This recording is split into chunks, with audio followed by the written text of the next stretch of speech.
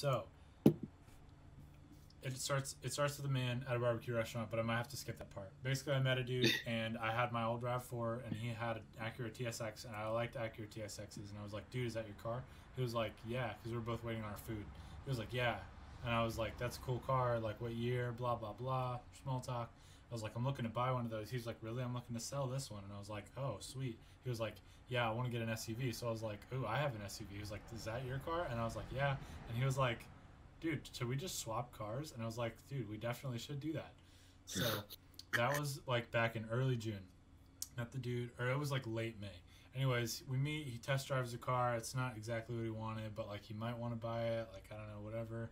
And then I take it in to the dealership to get it checked out because I want it to be able to pass a Pennsylvania inspection if I sell it to the guy. So, because I don't want to sell him, something that won't pass inspection. So I take it to the dealership. They're like, "Yo, you need $5,000 worth of work done on this car," and I'm like, "That is unfortunate." So I messaged him and I was like, "Yo, sorry, it totally needs a lot of work done to it. Like I didn't even think about that. Blah blah blah. Totally, like don't want to waste your time. Whatever. Don't worry about it." So he was like, "Okay, cool, whatever. Have a good life."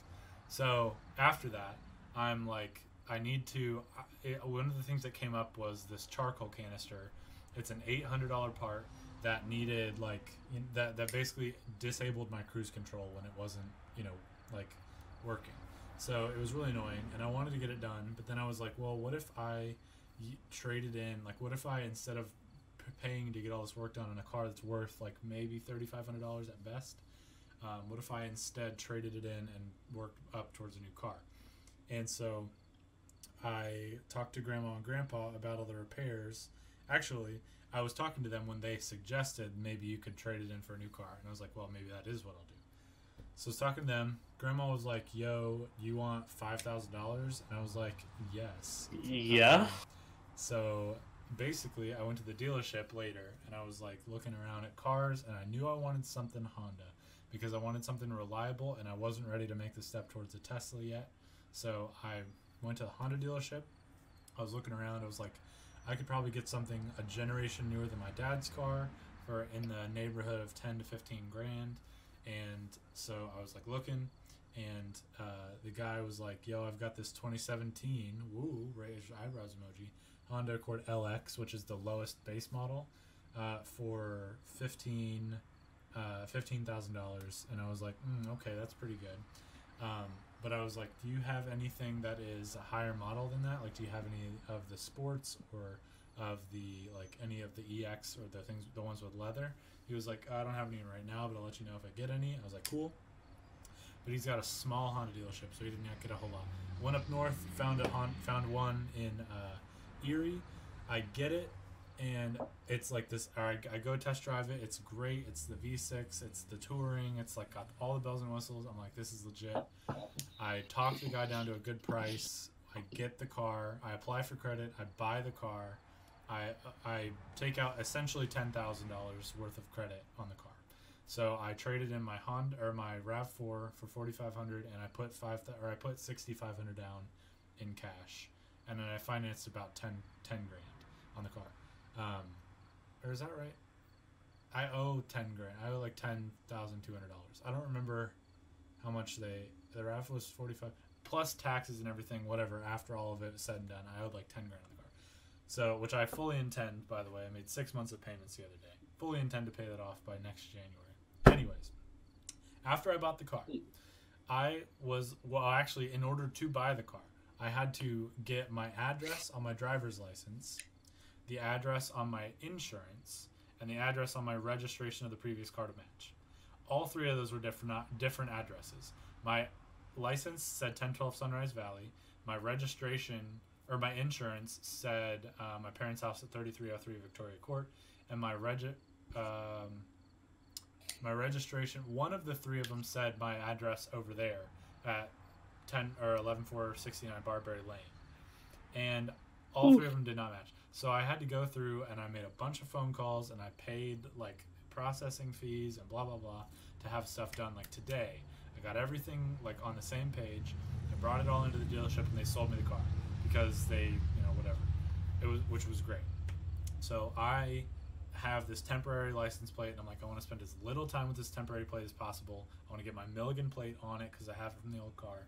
I want to get that back on the car. I want to have my old plate. I want to have a Tennessee, whatever, and it'll be great. So then I call the county clerk, and I'm like, yo, I want to put my, plate on this car. I just had bought this car. They were like, okay, well, we need to wait for documents to get there from the dealership. I was like, cool. Call the dealership. Wait, when are you going to send the documents? Well, I'm sending them out this Friday. Okay, cool. So I'll wait and call them next Monday. Next Monday or Tuesday, I called them, and I was like, hey, did you guys get the documents yet? They were like, we haven't got anything yet. I was like, okay. Called the dealership. They were like, we sent the documents. Call them back tomorrow. I was like, okay. So this is like call number 1 or whatever. Called the dealership or the county clerk the next day. They were like, we got the documents, but you can't switch over the plate yet. We have to process it. I was like, okay. Called it back like the next day, and they were like, you can't switch the plate over. The check was wrong. And I was like, the check was wrong. And they were like, yeah, from the dealership in Pennsylvania. And I was like, okay. So I called the dealership, and they were like, oh, yeah, we're so sorry. They're going to mail it back to us. I was like, okay, so 2 more days. That's great.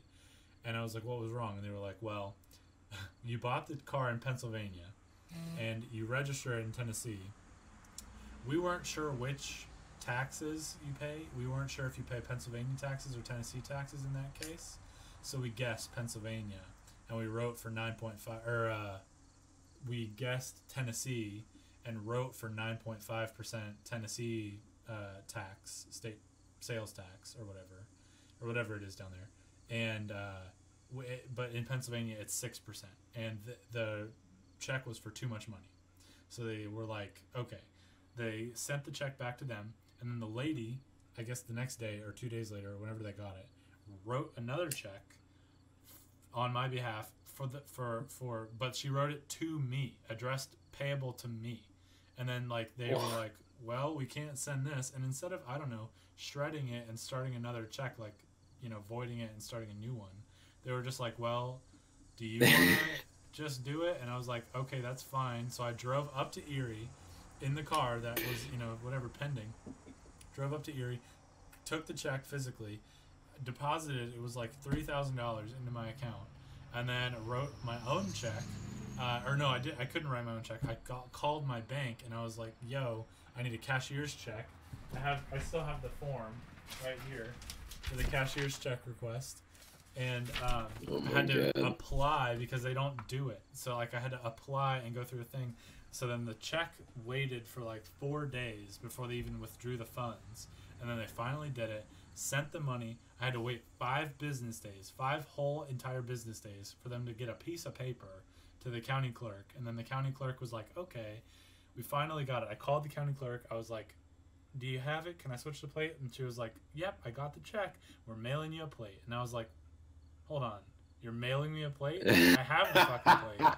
And she was like, oh, no, you were going to get a new plate, right? And I was like, no, I was very clear this whole time that I wanted to switch my plate. And she was like, well, all you need to do is come in and we can switch your plate. And I was like, I have to go in there in person. And she was like, yep. And I was like, okay, well, damn it, because I live 8.5 hours away from you. And she was like, oh, well, you could always get a power of attorney. And I was like, how do I do that? And she was like, well, you have to pay this, blah, blah, blah. And I was like, no, I'm just going to come down there. So right now, I have a freaking Tennessee plate, and I'm going to drive my ass down to Tennessee whenever I end up moving back there and park it and go into the DMV or county clerk and tell her to shove it. That is an absolute nightmare. Sounds about like the government. Yeah, and I'm just sitting here trying to do everything right. And I was literally, I know you don't get anywhere when you're mad on the phone. They're just like, well, this guy's so rude. So I was so nice and so patient with them the whole time. I was so bubbly and chipper the whole time. I was like, I'm just trying to make sure I've got everything right. Yeah, oh yeah, do I need to come down there and blah blah blah. Daniel died. There he goes. Daniel's laptop died.